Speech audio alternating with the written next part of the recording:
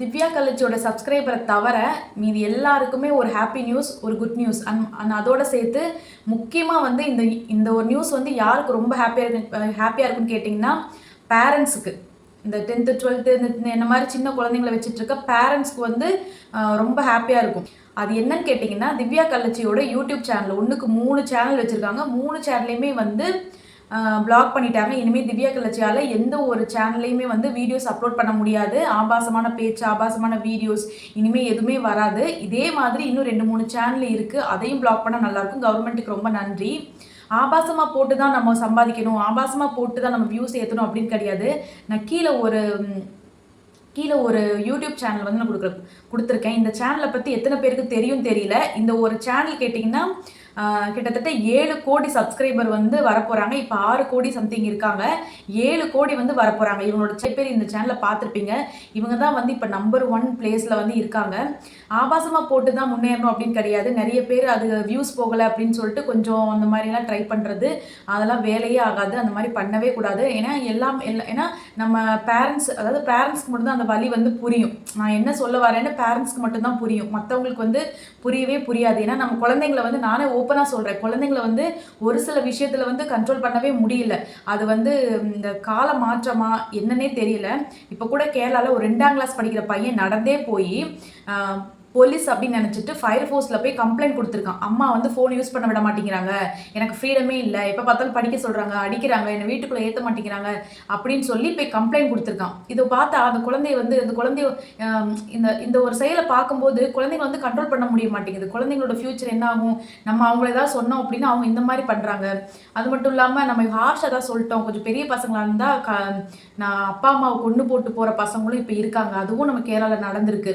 அதனால் பிள்ளைகளை வந்து கண்ட்ரோல் பண்ணுறதுக்கே பயமாக இருக்குது. அது மட்டும் இல்லாமல் இதெல்லாம் பசங்க பார்த்து கெட்டு போக காரணம் வந்து இந்த மொபைல் ஃபோன் தான். மொபைல் ஃபோன் வந்து யூஸ் பண்ணாமல் இருக்க முடியாது. யூஸ் பண்ணாமல் இருக்கணும் அப்படின்ட்டு அது சாத்தியமே கிடையாது. மொபைல் யூஸ் பண்ணாமல் குழந்தைங்க இருக்க மாட்டாங்க.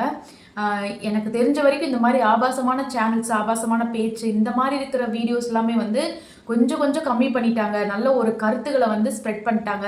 நல்ல ஒரு காமெடி இந்த மாதிரி ஒரு சேனல் ஸ்டார்ட் பண்ணிட்டாங்க அப்படின்னா முடிஞ்ச அளவுக்கு ஆபாசமான வீடியோஸ், ஆபாசமான அந்த பேச்சு இதெல்லாம் கம்மி பண்ணிட்டாங்கன்னா கொஞ்சம் வந்து குறையும். ஃபுல்லாக வந்து இந்த மாதிரி குறையாது, கொஞ்சம் வந்து குறையும். இன்னைக்கு ஸ்கூல் பசங்க வந்து ஸ்கூல் டைமில் இந்த பிரேக் டைமில், இன்டர்வல் டைமில், நாங்களாம் 90s படிக்கும்போது இந்த பிரேக் டைமில், இந்த இன்டர்வல்ஸ் டைம்லலாம் டைம் இருந்துச்சுன்னா நாங்கள் படிப்போம், ஏதாவது டிராயிங் ஏதாவது பண்ணுவோம், இல்லைன்னா விளையாடுவோம். மெயினாக வந்து விளையாடுவோம் நாங்கள் 90 கிட்ஸ் எல்லாம். ஆனால் இப்போ உள்ள பசங்க ஃப்ரீ டைமில் என்ன பண்ணுறாங்கன்னா ஃபோன் எடுத்து ரீல்ஸ் பண்ணிட்டு இருக்காங்க. ஸ்கூல் யூனிஃபார்மை போட்டுக்கிட்டு ரீல்ஸ் பண்ணுறாங்க. டீச்சர்ஸ் வந்து மிரட்டினாங்கன்னா அவங்களே சேர்த்து வீடியோ எடுத்து டீச்சர்ஸ் எங்களை அடிச்சிட்டாங்க அப்படின்னு சொல்லி ஹெச்எம்கிட்ட போய் கம்ப்ளைண்ட் பண்ணுறது. இது எல்லாமே நம்ம ரீசெண்டாக நியூஸில் பார்த்த கதை தான். நானாக அடிச்சு விடலை, எல்லாமே நியூஸில் பார்த்தது தான். அதுக்கு தான் சொல்கிறேன், குழந்தைங்க வந்து கொஞ்சம் மாறிடுவாங்க. இந்த மாதிரி வீடியோஸ், இந்த மாதிரி ஆபாசமாக இருக்கிறது வந்து கம்மி பண்ணிட்டாங்க அப்படின்னா கொஞ்சம் மாறிடுவாங்க. நான் ஏதாவது தப்பாக பேசியிருந்தேன் அப்படின்னா என்னை நீங்கள் எல்லோரும் கண்டிப்பாக மன்னிக்கணும்.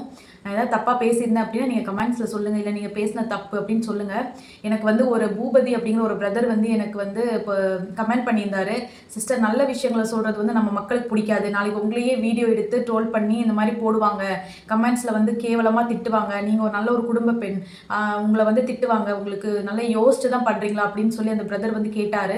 எனக்கு அந்த ஒரு கமெண்ட்டுக்கு என்ன ரிப்ளை பண்ணணும்னு தெரியல இப்போ வரைக்கும். பேட் கமெண்ட்ஸ்ன்னு சொன்னால் இதுக்கு முன்னாடி திவ்யா கலச்சி பற்றி நான் ஒரு வீடியோஸ் வந்து போட்டிருப்பேன். இந்த மாதிரி தேவையில்லாமல் பிரியாணி சாப்பிட்ற ஒரு வீடியோ, அந்த வீடியோக்கு வந்து அவ்வளோ வியூஸ் போகுது, அதில் என்ன இருக்குன்னு தெரியல அப்படின்னு சொல்லி ஒரு வீடியோ போட்டிருந்தேன். அதுக்கு வந்து 20% வந்து என்னை திட்டினாங்க, உனக்கு என்ன வந்தது அந்த மாதிரி திட்டினாங்க. ஸோ அதுக்கு தான் அந்த பிரதர் சொல்லியிருப்பாரோ என்னமோ தெரியல எனக்கு. ஆனால் இப்போ வரைக்கும் அந்த பிரதருக்கு வந்து நான் ரிப்ளை பண்ணவே இல்லை. ஸோ நான் ஏதாவது தப்பாக பேசியிருந்தேன் அப்படின்னா என்னை நீங்கள் எல்லோரும் கண்டிப்பாக மன்னிக்கணும்.